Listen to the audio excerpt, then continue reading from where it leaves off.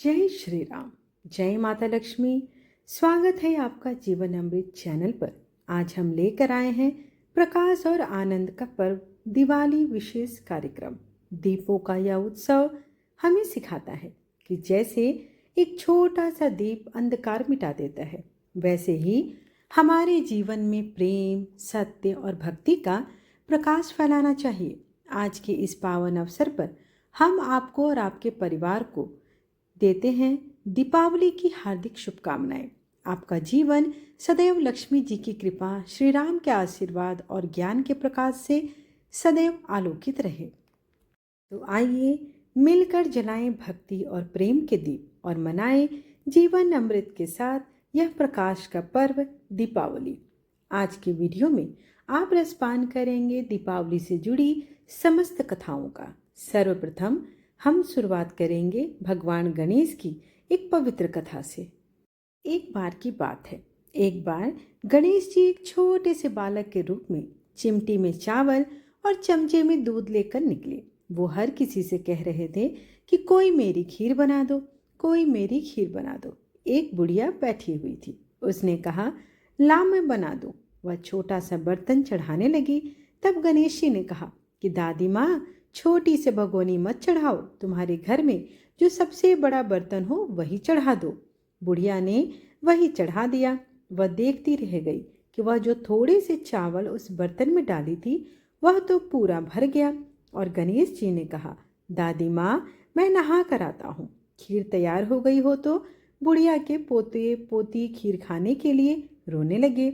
बुढ़िया ने कहा, गणेश जी, तेरे भोग लगना, कहकर चूल्हे में थोड़ी सी खीर डाली और कटोरी भरकर बच्चों को दे दी। बुढ़िया के पड़ोसन ऊपर से देख रही थी तो बुढ़िया ने सोचा यह चुगली कर देगी, तो एक कटोरा भरकर उसे भी पकड़ा दिया। बेटे की बहू ने चुपके से एक कटोरा भरकर उसे भी पकड़ा दिया। बेटे की बहू ने चुपके से एक कटोरा खीर खाई और कटोरा चक्की के नीचे छुपा दिया। अभी भी गणेश जी नहीं आए थे। बुढ़िया को भी भूख लग रही थी। वह भी एक कटोरा खीर का भर करके किवाड़ के पीछे बैठकर एक बार फिर कहा कि गणेश जी, आपके भोग लगे, कहकर खाना शुरू कर दिया। तभी गणेश जी आ गए। बुढ़िया ने कहा, आजा रे गणेशा, खीर खा ले, मैं तो तेरी ही राह देख रही थी। गणेश जी ने कहा, दादी माँ, मैंने तो खीर पहले ही खा ली। बुढ़िया ने कहा, कब खाई? गणेश जी ने कहा, जब तेरे पोते पोती ने खाई तब खाई थी, जब तेरी पड़ोसन ने खाई तब भी खाई थी, जब तेरी बहू ने खाई तब भी खाई थी, और अब तूने खाई तो मेरा पेट पूरा ही भर गया। बुढ़िया ने कहा, बेटा, सारी बात तो सच है, पर बहू बिचारी का नाम क्यों ले रहे हो? वो तो सुबह से काम में लग रही है, उसने फिर कब खाई? गणेश जी ने कहा, खटिये के नीचे देख, जूठा कटोरा पड़ा है, और तूने तो मेरे भोग तो लगाया, वह तो वैसे ही रखा है।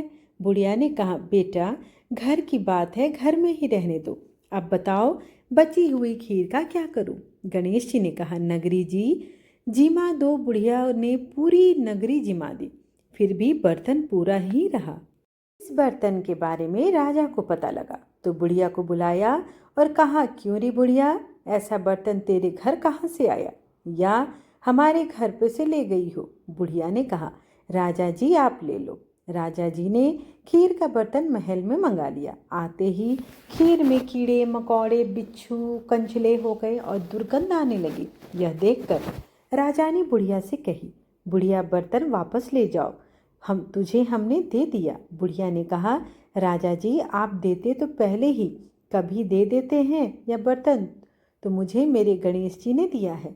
बुढ़िया ने बर्तन वापस लिया। लेते ही सुगंधित हो गई और घर आकर बुढ़िया ने गणेश जी से कहा, बची हुई खीर का क्या करूं गणेश जी?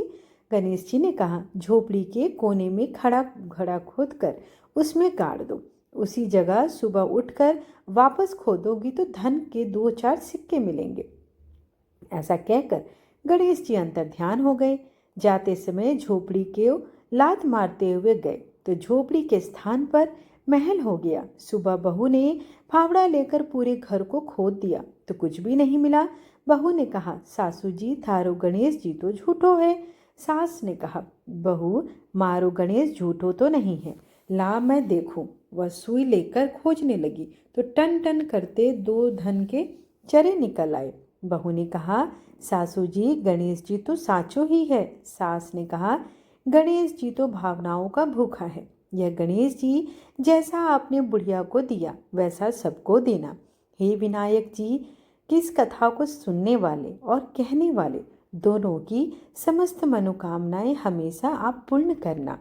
जय श्री गणेश। आइए अब माता लक्ष्मी की कथा सुनते हैं। एक बार कार्तिक मास की अमावस्या तिथि के दिन देवी लक्ष्मी पृथ्वी पर विचरण कर रही होती है, परंतु अंधकार अधिक होने के कारण दिशा सही से पता नहीं चल पाती।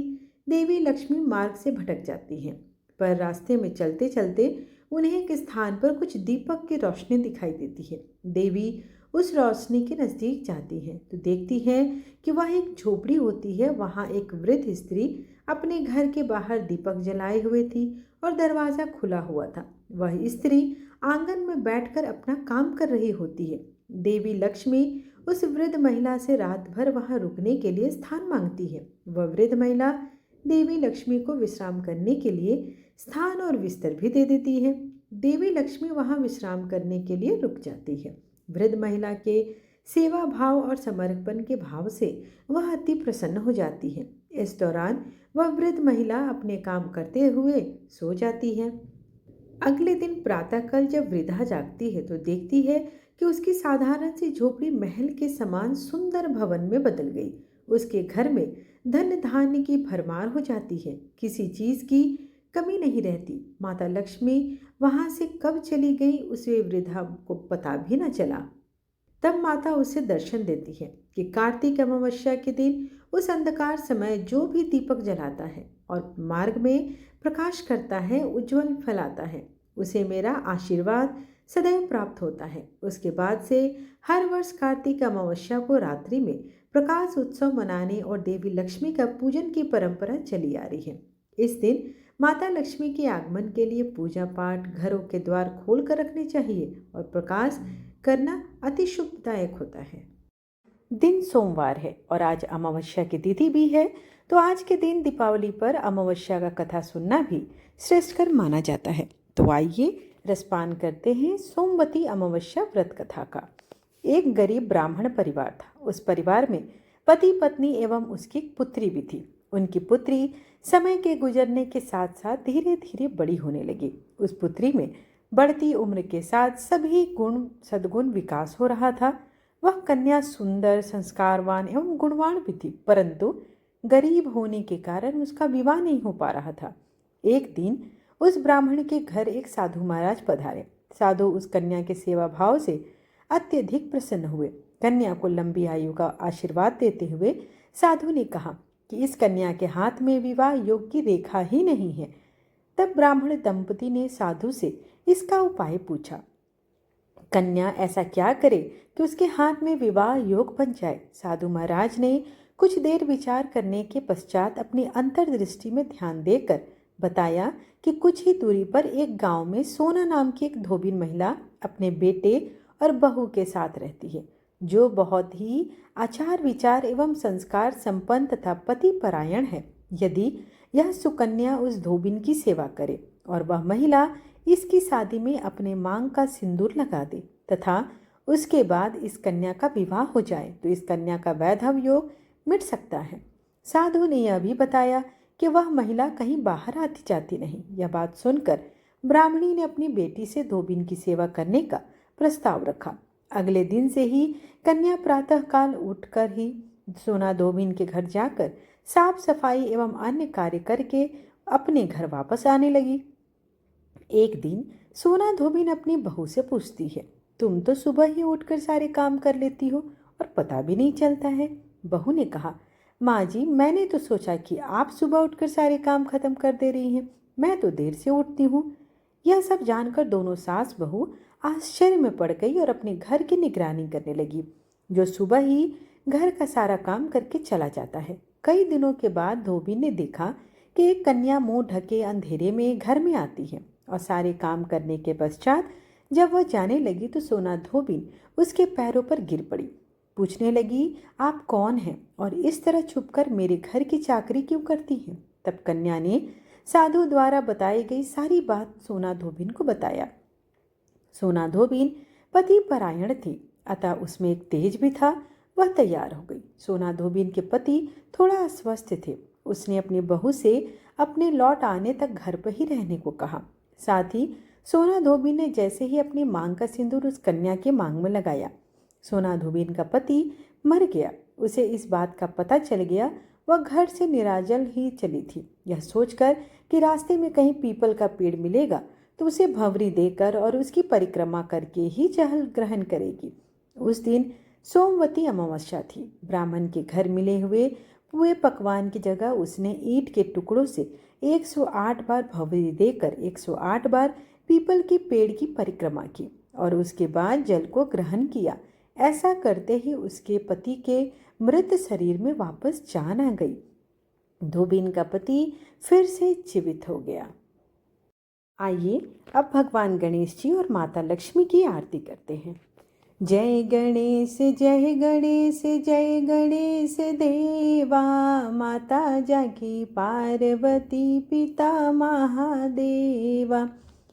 एक दंत दयावंत चार भुजाधारी, माथे सिंदूर सोहे मूस की सवारी।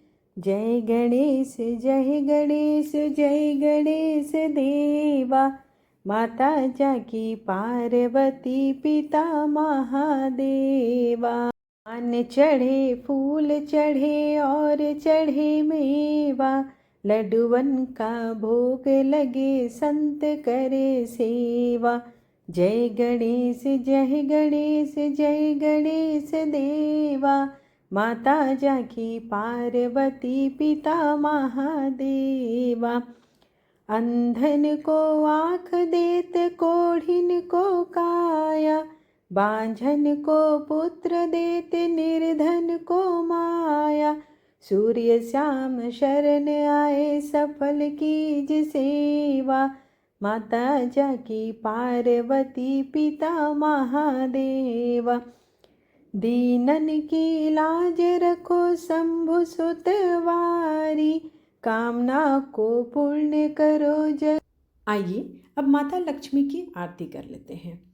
जय लक्ष्मी माता मैया, जय लक्ष्मी माता, तुमको निस दिन सेवत हर विष्णु विधाता। ओम जय लक्ष्मी माता। उमा रमा ब्रह्माणी, तुम ही शुभदाता। सूर्य चंद्रमा ध्यावत नारद ऋषि गाता। ओम जय लक्ष्मी माता। दुर्गा रूप निरंजनी, सुख संपत्ति दाता। जो कोई तुमको ध्यावत रिद्धि सिद्धि धन पाता। ओम जय लक्ष्मी माता। तुम पाताल वसंती, तुम ही शुभदाता। कर्म प्रभाव प्रकाशिनी, भवनिधि की त्राता। ओम जय लक्ष्मी माता।